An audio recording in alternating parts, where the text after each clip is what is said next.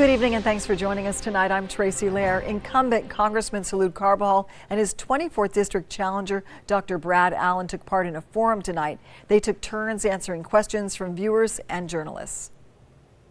The newly drawn 24th Congressional District has three-term Democratic Congressman Salud Carbajal facing Republican challenger Dr. Brad Allen. They didn't actually face off in this forum since Carbajal chose to join via Zoom, but they did disagree on a number of topics, including climate change fixes, student loan forgiveness, inflation causes, and gas prices.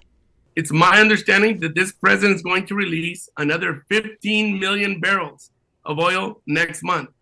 Those are the types of things we need to do to address the oil challenge and stop oil companies from profiting from ordinary American citizens. Thank you, Mr. Carbajal. Where were we 2 years ago? Oil prices were half of this. Do I think the companies have suddenly gotten more greedy? They weren't greedy 2 years ago, but they're greedy now. That's not the reason this is going up. It's due to the policies of this administration. They also disagreed on the Supreme Court's overturning of Roe v. Wade. He gave it back to the states, which means he gave it back, the Supreme Court gave it back to people like you to choose what you wanted to do. The state should not have the right over women's decisions, over their reproductive health care and access to abortion. The only decision makers should be women. The pediatric heart surgeon made no mention of his famous wife, Charlie's Angels star Jacqueline Smith, except saying they started a small skincare business together.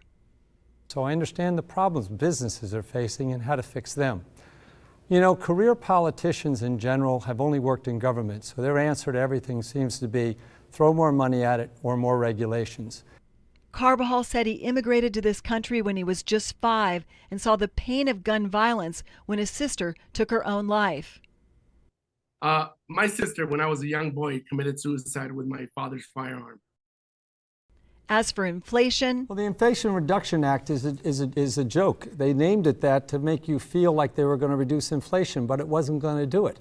The Inflation Reduction Act goes a long way to also reduce the cost of living for prescription drugs, since Medicare now will be able to negotiate on the free market. It's price controls. It's going to reduce the amount of drugs you have and stop the amount of new drugs. both had some overlap in support for assisting Ukraine and saving Diablo Canyon.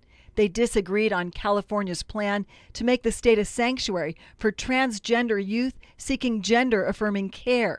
In closing, I want to bring something different. I want to actually represent you, not bring political ideology to Washington. I want to take the 40 years I have as a pediatric heart surgeon solving problems and bring that to Washington, not empty political talking points. I will keep fighting for all these issues, for the Central Coast values, and I respectfully ask for your support. voters will have their say on Election Day.